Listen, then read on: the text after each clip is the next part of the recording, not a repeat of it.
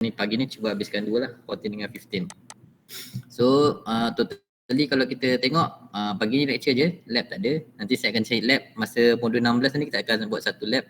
Macam mana kita nak securekan kita punya channel tu daripada transmission tu, daripada telnet tu kepada SSH punya. Okay, nanti saya cerita lah. Okay, untuk modul 14, so dalam ni nak cerita pasal transport layer. So kita dah cover daripada physical layer, kita dah touch on pasal framing, kita dah cerita pasal IP internet layer, level layer. Sekarang kita nak touch on transport layer lah bahagian. Okay, so dalam ni kita akan study pasal display if you want. Display. Screen tak ada.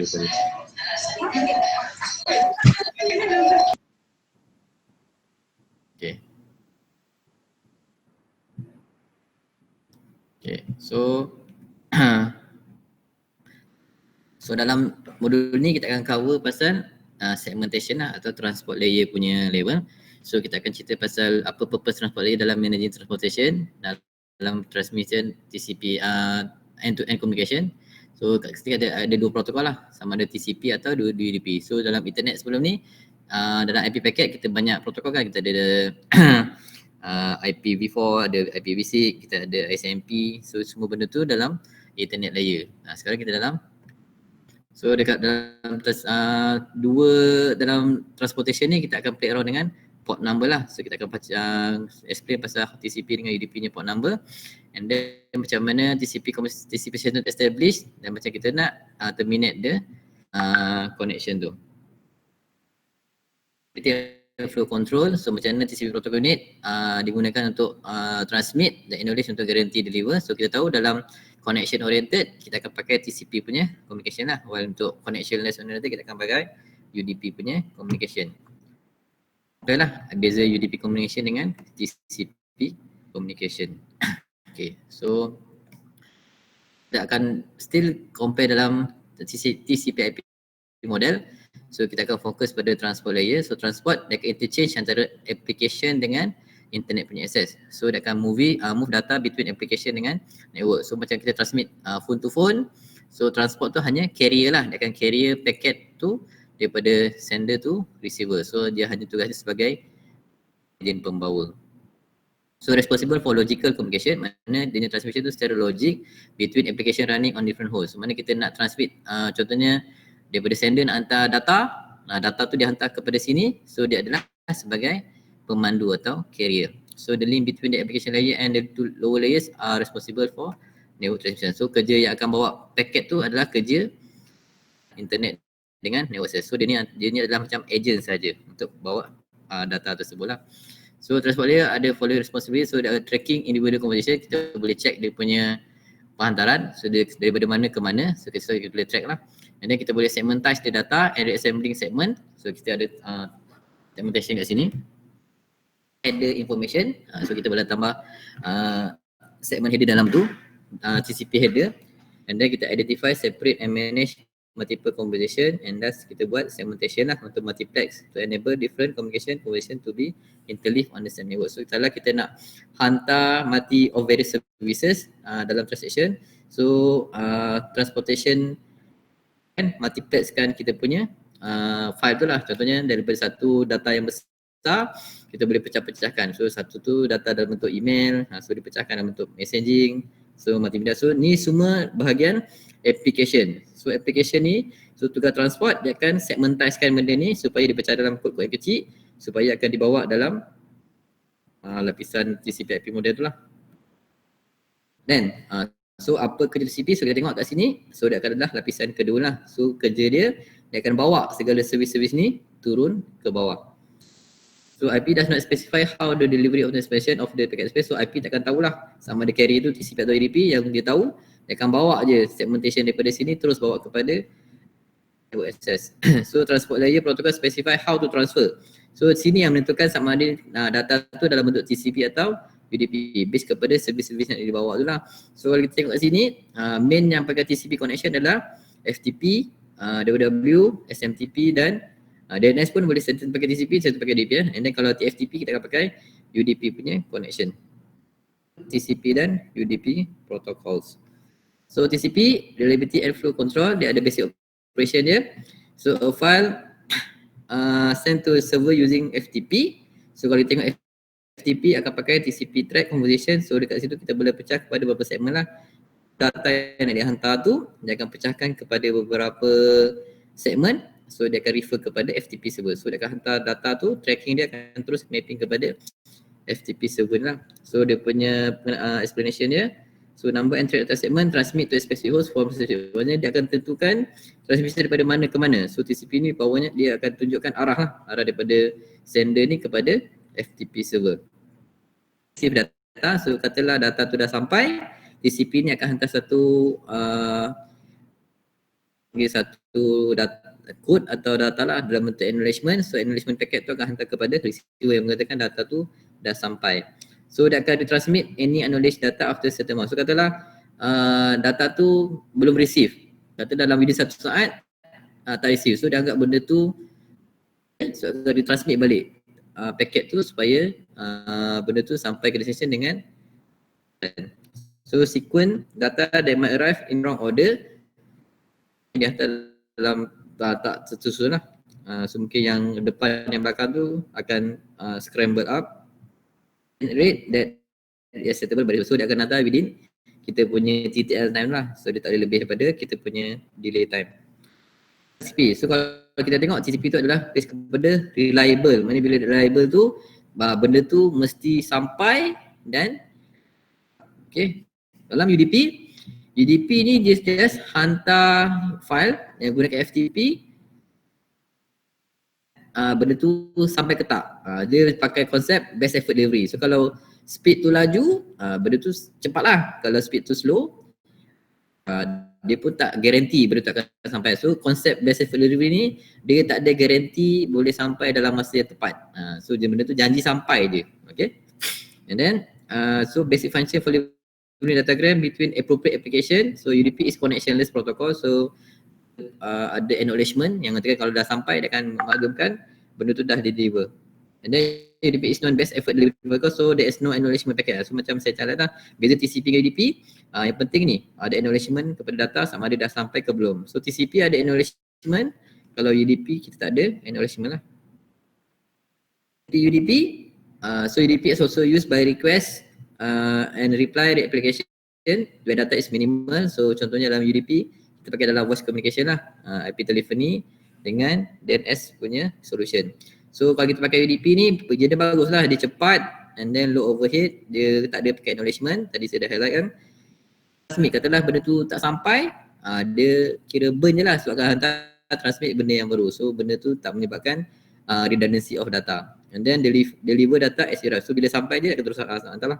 Manakala TCP ni dia kena perlukan acknowledgement lah. Konsep dia reliable, mana benda tu trusted lah. Mana bila kita pakai TCP, benda tu confirm sampai. So takkan ada error lah. Contoh walaupun tak sampai pun, protokol TCP ni akan retransmit balik kita punya data transmission tu. Sampai kat receiver, akan acknowledge, compare dengan sini tak ada acknowledgement. And dia akan resend lost data yang macam ni tak ada. And then yang ni akan hantar in order lah. Katalah kita hantar 500 meg, so 500 meg tu akan hantar lah dia punya sequence daripada data 0 sampai lah data yang ke data 500. Yang ni dia akan hantar apa yang ada je. Janji sampai. So kalau macam kita suara tu putus-putus pun, transmission tu mesti masih dijalankan juga. Kalau macam ni, kalau macam error pun dia akan restart balik communication tu, akan resend balik sampai lah kita punya transmission tu successful. So kita masuk kepada overview. So kita ada beberapa features dalam TCP. So kita ada first kali kita kena establishkan session, mana bila kita nak contactkan daripada sender receiver, kita kena hujungkan session. So bila connection oriented ni, dia akan negotiate establish permanent connection, maknanya bila nak sending je, nak movekan daripada application layer kepada internet layer, so kena wujudkan session lah antara source dengan destination. Reliable delivery. So for many reason, it's possible for a segment to become corrupted. So kadang-kadang kebarangkalian data yang hantar tu jadi corrupt. So untuk mengelakkan benda tu failure, so kita akan buat proses retransmitted. Okay. So TCP ensure that each segment that send is source arrive. So dia akan pastikan semua data yang dikomunikasi tu sampai kepada, so itu that's why kita pegang kepada statement reliable.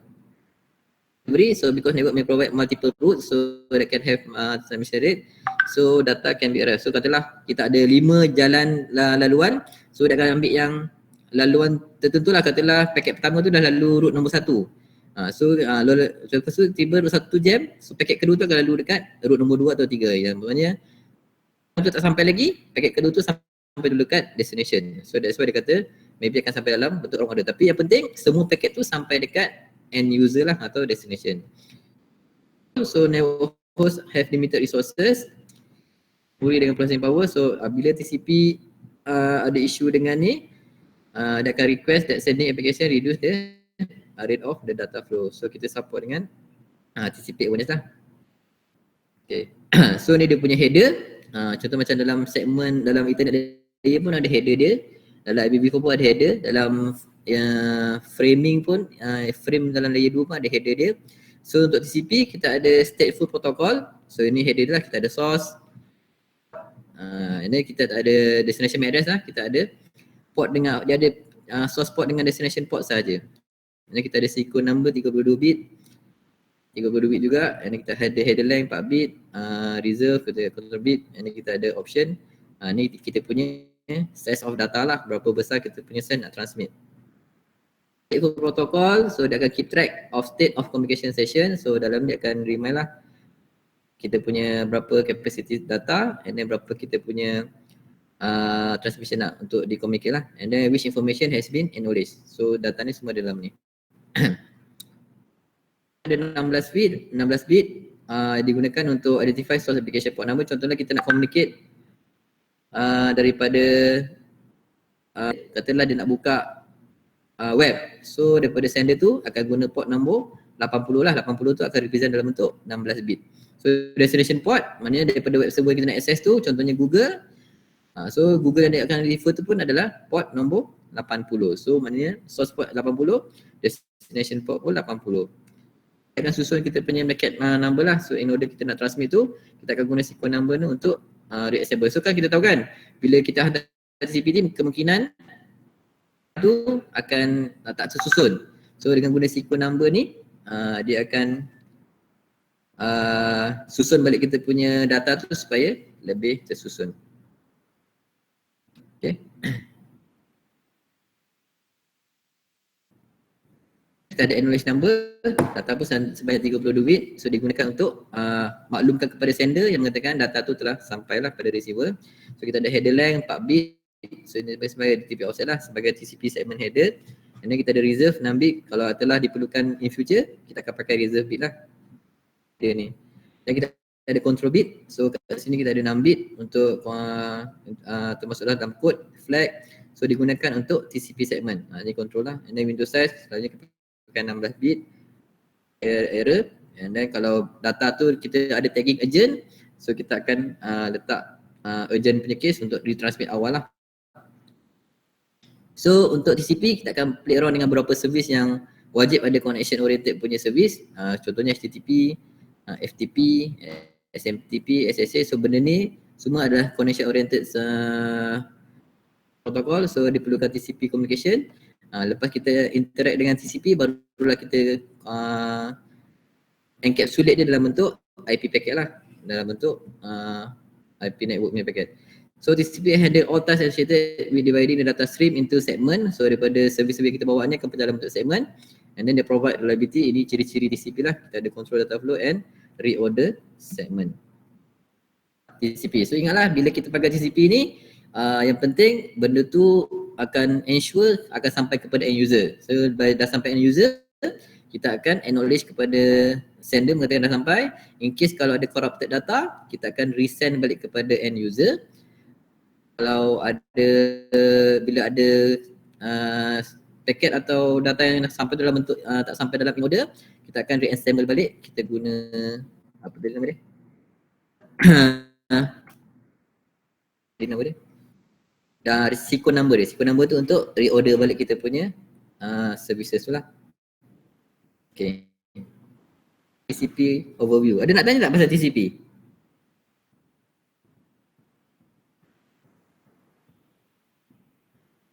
Tak ada. Okay. So sambung. So kalau tak baca pun sama je. So kalau ada macam tak faham boleh discuss lah. Okay, dalam UDP, so benda ni ada tadi kan? Cik Wan, sorry.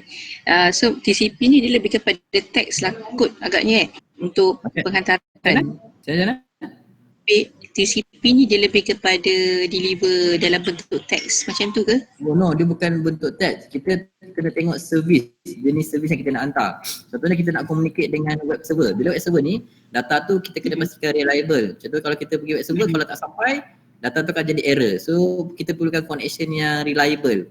Mana transmission tu kena reliable, barulah bila connect dengan servis tu. Dia bukan bentuk teks. Dia kalau FTP ke benda-benda yang connection tu mesti establish, maksudnya kita kena pastikan connection tu dah berjaya, barulah kita boleh contact dengan servis tu. So kalau macam setakat kalau kita buat call, orang tu tak angkat pun still boleh jalan kan. Tapi kalau play around dengan servis ni, benda tu still kena establish connection, dah jalan connection, barulah kita boleh contact dengan servis tu. Itulah kita panggil sebenarnya TCP communication lah. Dia kena tengok pada reliable servis tu lah. Ya betul. Sebab kita dalam TCP ni dia akan play around dengan application layer punya servis. HTTP ke DNS ke semua kat tu. Okay, terima kasih. Ada lagi?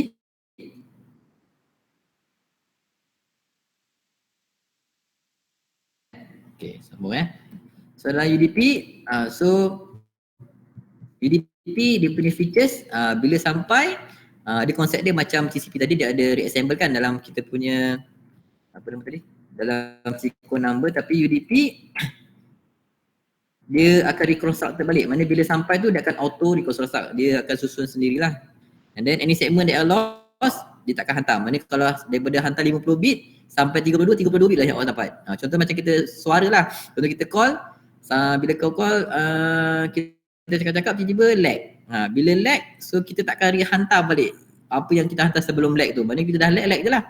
So data tu akan continue after lagging. Maksudnya benda tu takkan jadi connection oriented punya base lah. Mana dia hantar voice communication, sampai tak sampai pun kalau tak dapat tu dia akan kira losses. Dia tak akan kira dia translate balik. So tak ada segment. So bila kita communication tu dia tak perlu pun orang sana ready atau tak, janji dia hantar je. So macam call tu bila kita call orang tu angkat, angkat lah. Tak angkat, so akan jadi dia akan jadi ringtone aja. Benda tu tak kira establishment lah. Nak Cik Wan. Ya. Kan yang pertama tu kan data reconstructed in the order receive kan. Jadi ada tak kemungkinan UDP ni dia tak menghantar pun data yang dapat tu, sebab bila dia reconstructed tu data tu macam tak tersusun ke apa ke, ada tak kemungkinan dia tak menghantar? Macam ni, kita bila kita hantar ni tujuan sender tu hantar je. So receiver tu kita tak pasti receiver tu on PC ke atau servis tu jalan ke, dia takkan sure. So maknanya janji sender tu hantar, dia terpulang pada receiver. Kalau receiver tu off, maknanya data tu tak sampai kan. So maknanya tak ada acknowledgement daripada receiver. So maknanya bila katalah kita hantar email, perlu ke email server? Tak perlu kan.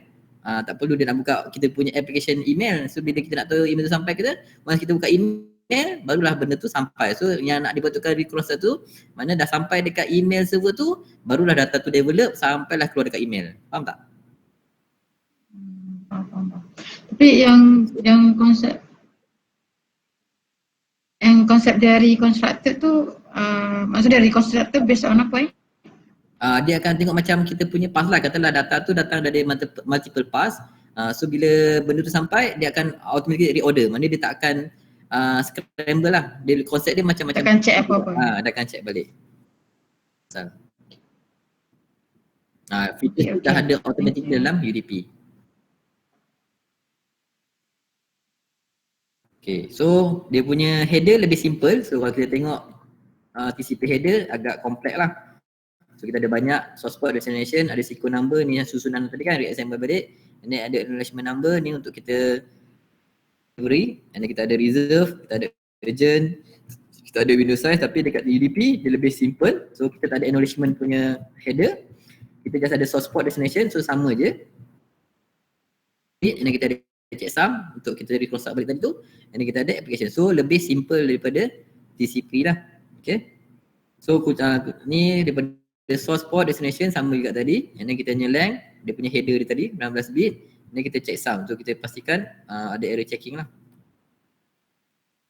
Untuk UDP kita ada beberapa servis, so kita contohnya live video, macam sekarang ni live video ni kita pakai konsep UDP, walaupun kita connect menggunakan IP address untuk ke public, tapi session kita ni adalah UDP communication. Ingat TCP IP yang kita set untuk klien tu adalah TCP, itu untuk communication antara kita dengan internet.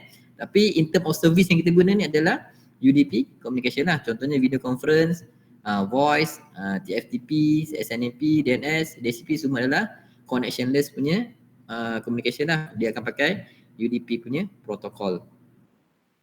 The application I can tolerate some data loss but require little or no delay. So benda tu kena tinggi lah.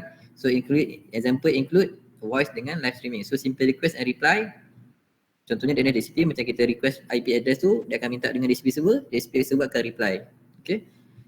Reliability between themselves, unidirectional communication. So contohnya SNMP lah, contoh kita nak remote kita punya router tu, apa features dalam tu ada. So kita akan guna SNMP atau TFTP. Number lah. So port number TCP pun sama, dua-dua ada 16 bit. 16 bit untuk source port number. So destination pun akan 16 bit. Contohnya transmission antara sender to receiver. So daripada MAC address kita punya frame tadi kan, frame destination MAC daripada source MAC kepada destination MAC. So IP dia 1.5, yang kat sini lah. Ni kita punya source port dengan destination port. So daripada PC, FTP punya destination FTP server. So ni nak hantar data, ni kita punya trailer. So ni nak buat FTP connection lah. So source and destination port placed in within the segment. So dalam segmen yang sama. So kalau ni untuk dalam internet frame, ni untuk IP header, ini kita punya, ni network header, ni kita punya IP header lah. TCP header kita ada source port dengan destination port. So contoh kat sini, dia akan tunjukkan kita nak buat FTP connection kepada FTP server. So FTP client source, dia akan guna port 1005. So dia akan request kepada FTP port 21. And then while dia hantar konsep, ni kalau FTP kita pakai TCP kan. So TCP connection. Another packet, kita ada sama juga destination MAC kita dirujuk kepada web server yang sama. Source MAC kita akan pakai PC yang sama juga. So dia nak buka web browser, katalah dalam ni ada dua servis, satu FTP, satu web. So IP yang sama, cuma beza kat sini, source yang berbeza lah. So kalau satu source port dah pakai, dia akan pakai source port number yang lain. So dalam PC kita ada berpuluh ribu port number. So kita masa servis kita nak guna tu, dia tak rely kepada satu port number yang sama. So katalah kita satu nak buka web, katalah yang kedua kita nak buka web tu satu port number, email tu satu port number yang berbeza lah. Tapi destination port ni adalah benda yang standard. Okay, so segment I encapsulate within IP packet. So segment kan dia encapsulate. So dia akan combine source IP address dengan source port number, or destination IP address and destination port number is known as a socket. So kita panggil ni sebagai socket lah kepada dia punya pelengkap of source IP dengan destination IP. So socket enable multiple process. So running on a client, distinguish themselves from each other and multiple connection to a server process to be distinguished from each other. Kita pause kejap Sekejap.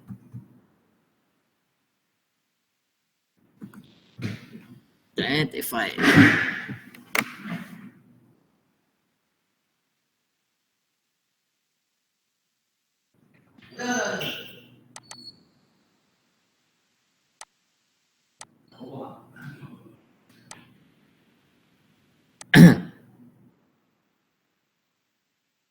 Okay, so biasa punya port dia akan start daripada 0 sampai 1023 lah. Ini common port yang kita akan pakai secara global dekat public lah. So port number reserved for common popular services. So define well-known port for common server application, enable client to easily identify associated service. So start pada 1024, benda ni registered lah. Yang dah define oleh INA. So Cisco akan ambil satu port, contohnya 1812 untuk radio server. So dalam radio server ada dua port lah, kalau siapa baru tahu. Jadi dua port, satu 1812, satu lagi kita akan pakai 1813. So macam well known port tadi, macam saya ulang tadi lah. So web browser kita pakai 80. So email kita ada 5 berapa? 51 itu dah saya. FTP ada 21, so benda tu common lah, common untuk kita guna. Telnet kita pakai 23, tu common port yang kita pakai secara public. Registered ni based kepada provider lah. Provider akan pakai apa port, contoh di Lincoln nak pakai special number, dia akan register dengan IANA. So ada private and dynamic, so kita panggil sebagai ephemeral port. So client OS usually assign. So yang selalu kita pakai yang ni lah 152, so benda yang pakai secara private. So yang 49,000, 55,000 tu semua adalah port-port yang dalam PC kita running. Bila nak contact dengan public, kita akan pakai port-port number yang ni.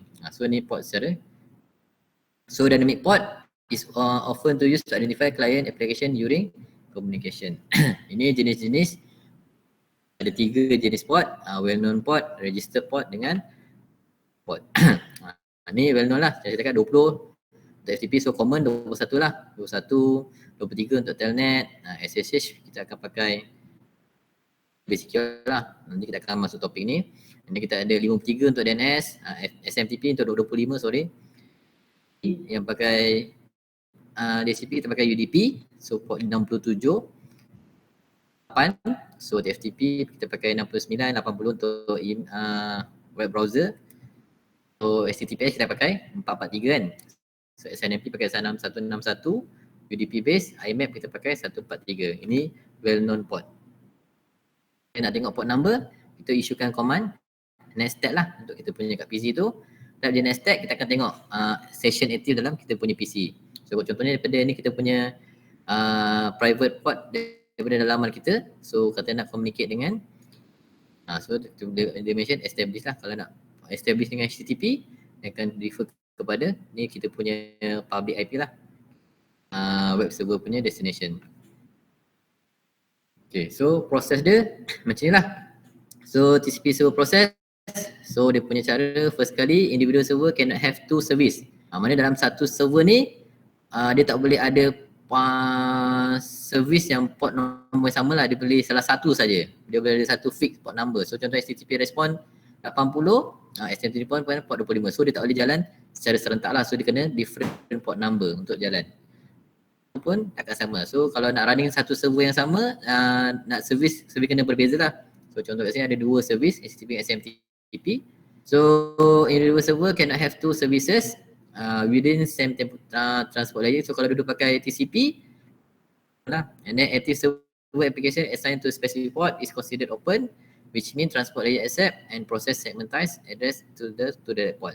So any incoming request to the correct socket accepted, data is passed to the server. So contohnya daripada sini lah, client ni daripada source port, daripada client ni port 95 dia request web server. So dia akan request kepada server ni, saya nak minta web, and then respon dia adalah 80 lah. Daripada 80, destination dia adalah 4995. So communication dia antara client 1 dengan server. So macam contoh ni client 2 dia punya source port 51152, dia akan contact dengan email server port 25 on daripada dia kepada destination pun kepada user. So TCP client uses destination port from the request packet as the source port. Maksudnya apa yang dia request tu sebagai dia punya destination port lah. Kalau dia terima di 512 sebagai dia punya source, so kat sini akan jadi dia punya destination. So vice versa lah. Kalau sini 25 sebagai destination, so source port akan jadi 25 kat sini. Connection establishment based pada TCP. So first step, kita akan hantar synchronize. Mana kita akan hantar sync punya, so bila hantar sync, so B akan mention sync receive. So kita ada sequence 100, control tu akan stand for sync acknowledgement lah. So bila dah sync receive, bila nak make sure benda tu receive, B kena hantar acknowledgement. So akan sync punya session, and then akan hantar satu data nama dia acknowledgement. So bila dah buat acknowledgement, barulah kita establish the session. So dekat sini kita ada sequence 111 daripada 100, dia akan tambah satu lah, dia akan 111. So acknowledge 301, terus jadi jenis akan jadi acknowledgement. So maknanya daripada sequence 100 untuk second session tu akan jadi 300. So acknowledgement daripada 300 akan jadi, so kalau jadi 100 akan jadi 101. So 101 akan bawa kepada sequence yang kedua lah. So first step, dia akan initiate client request, client server communication, and then second step server akan acknowledge. Mana bila dia request communication, dia akan hantar acknowledgement lah. Then lepas dah ada acknowledgement, barulah dia boleh set session. Maknanya dia bukan boleh simply set session communicate antara A ke B. First kali dia kena request session dulu. Request session, lepas request session yang B ni kena reply. Reply mengatakan session tu boleh create, lepas tu dia kena hantar acknowledgement kepada A, barulah A tu boleh establish consent. So dia ada 3 step. Jelas tak? Untuk TCP connection establishment.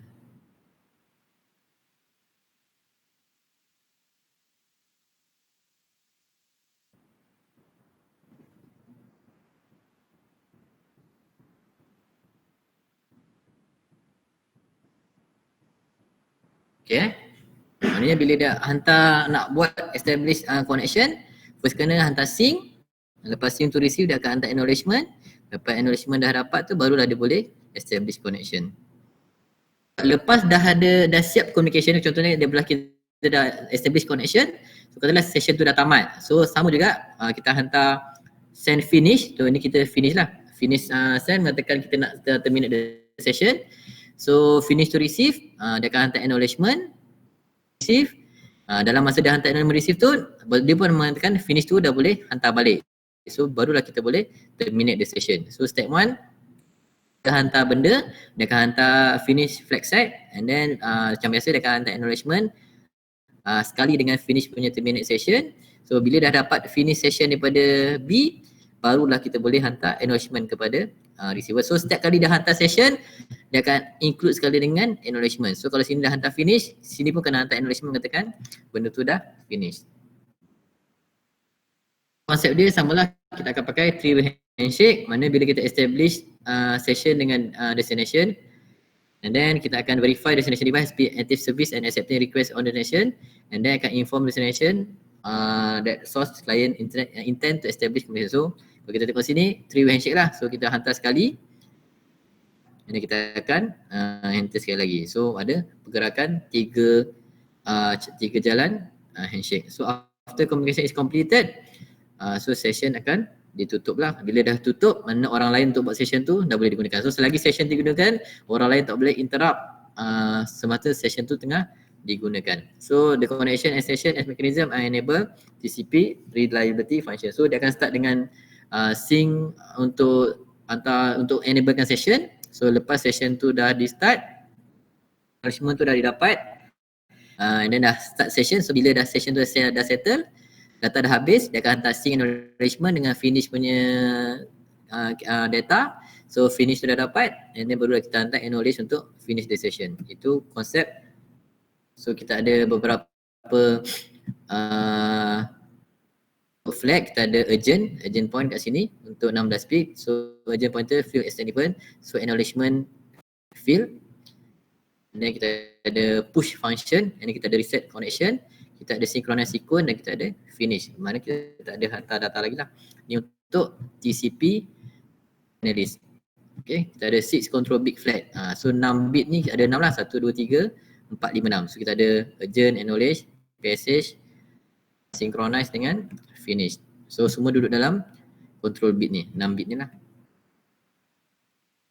Okay, so yang ke-6 kita ada reliability and flow control. So TCP also help maintain the flow of packet, so decide device do not become overload. So dia akan pastikan bila kita hantar segmen tu dalam keadaan yang tidak terlampau penuh lah. Contohnya kalau benda tu stuck, dia akan stop dulu, dan dia akan baru retransmit again. So dia akan pastikan benda tu takkan fully loaded dekat kita punya destination. So there may be times that TCP segment do not arrive at destination or arrive out of order. So katalah kita hantar segmen 6, so kebarangkalian dia akan hantar ni dalam bentuk 65, and then kat sini dia akan reorder balik kita punya segment pada klien lah. So data must be received and data in the segment must be reassembled into the original. So bila kita transmit, mungkin terlampau banyak root, so kebarangkalian data yang sampai sini akan jadi dalam bentuk jumble up. So kita akan reorder kita punya segment lah. So sequence number are assigned in the header of each packet. So itu, so dekat sebenarnya bila kita hantar segment ni, kita ada dia punya ID number lah. So contohnya kita ada 6 segment, so setiap number ni ada tagging. So nombor 1, 2, 3, 4, 5, 6. So dia dah ada tagging tu, dia memudahkan dekat end user atau destination tu untuk reorder balik kita punya segment. No matter how well designed a network, data loss tu keberangkan tu akan berlaku lah. Katalah kita hantar 10 segmen 3 dengan 4 tu error. Okay, ada error lah. Bila ada error, so TCP provide method of managing this segment losses lah. Among this mechanism to transmit segment for unacknowledged data. So katalah semua dah transmit, so kita tengok 1, 2, 5, 6, 7, 8 semua okay. So bila ada error kat 3, dia akan retransmit balik start daripada 3. Faham tak? Contohnya kita nak hantar 10, start dekat 3. Walaupun sini dah sampai balik, dia akan send balik daripada nombor 3. Maknanya dia akan start kat 3. So B kata 3 tak sampai. So kata 3 tak sampai, A tu akan restart balik daripada segmen nombor 3. So akan 3, 4, 5, 6 sampailah complete. So akan berlaku duplication lah of segmen dekat end user. So katalah kita start dekat segmen nombor 2. So in case start dekat nombor 2, so B kata okay, saya terima satu, saya terima 1, 5, 6, 1, 3, 4, 5, 6, 7, 8, 9, 10. 2 tak sampai. So bila kat 2, so hantar balik daripada nombor 2, 3, 4. So kita akan ada redundant lah daripada nombor 3 sampai nombor 10. So kat situ lah. Tapi yang penting ke semua 10 segmen tu mesti sampai dekat destination. Itu syarat dia. Walaupun dia duplicate lah. Okay, so TCP flow control. So dia ada provide mechanism for flow control as follow. So flow control ni akan control kita punya data untuk terima daripada sender to receiver lah. So kita ada maximum segment size.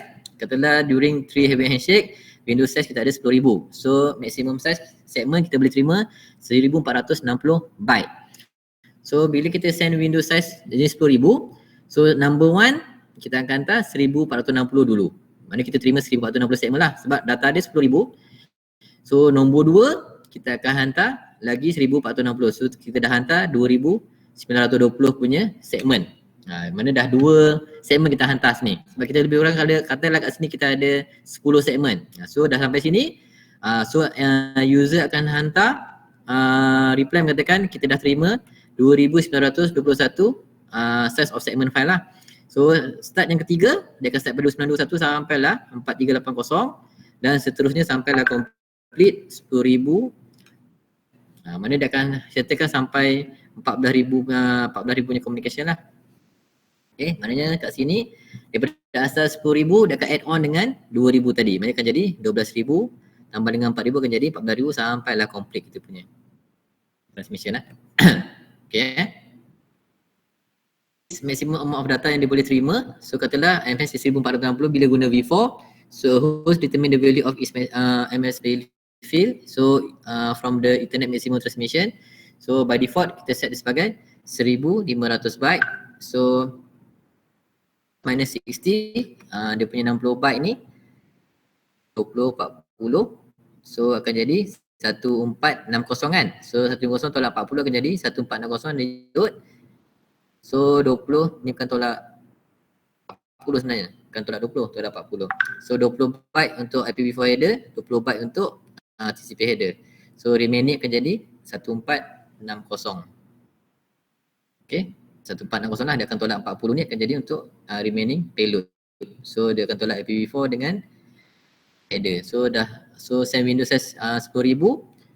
Then dia akan hantar 1460. So receive yang range tadi lah 1460 2920. So acknowledge 2921 still kena hantar window size 10k tadi. So akan add on dengan berapa yang dia dah terima.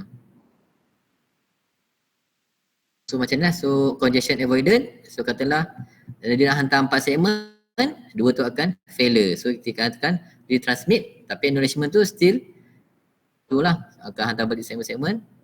So untuk avoid congestion, TCP employ several congestion mechanism secara timer dengan algorithm. So dia akan verify lah bila 4 segmen dia hantar tu, dia akan check balik sama ada complete ke tak segmen. So bila tak complete, dia akan hantar acknowledgement berapa yang stuck. So dia akan retransmit balik TCP segmen yang iaitu cerita pasal TCP. So TCP clear So UDP, konsep UDP ni kita tak perlu pun establish. Mana kita tak payah hantar sync, tak payah hantar flow. So kita just transmit kita punya communication tu dalam kita punya network. So dia provide low overhead and then data transport pun becomes less because kita ada small datagram header, tak ada network management traffic. So kita tak payah guna priority semua paket So dia tak ada established connection, mana kita tak payah make sure connection tu ready, dah boleh hantar. So mana bila nak transmit dia terus hantar je, tak perlu nak tunggu connection tu ready lah. Track sequence number. So maknanya kalau data tu ada stuck ke ada error, dia akan terus je hantar berapa yang sampai. So and then dia akan out of order lah, benda tu akan sampai out of order, not reorder. So data yang sampai ni takkan tentu ada, sudah UDP tak ada reorder file Dia hantar 6 sampai 5 lah. So susunan dia macam mana, dia akan keluar apa yang dia dapat saja. And then lost datagram dia takkan hantar resend balik. So UDP has no way to reorder, so dia tak ada consent reorder.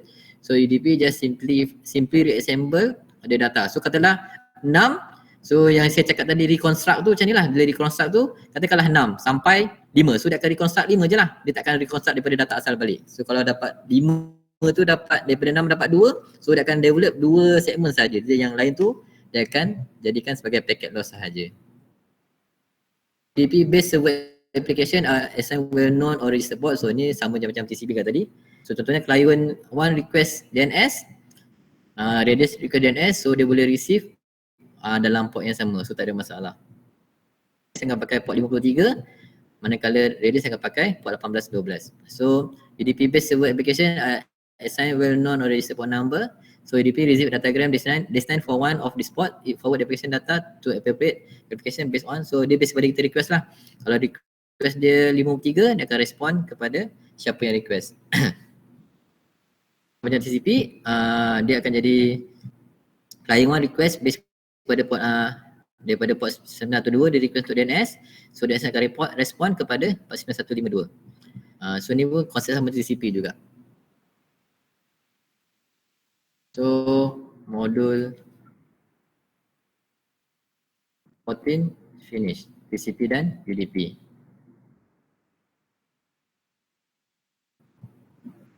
Okay. Okay ke? Ada soalan tak? Tengok. Okay. Boleh jadi semakin nak hujung ke 17 ni, dia dah masuk lecture je. Lab kita dah boleh anggap ada satu lab je lagi saya nak cover pasal security untuk SSH punya communication. Yes. Yang ni lepas ni kita nak cerita pasal application layer pun just lecture juga. Okay. Ada lagi? Cik Wan.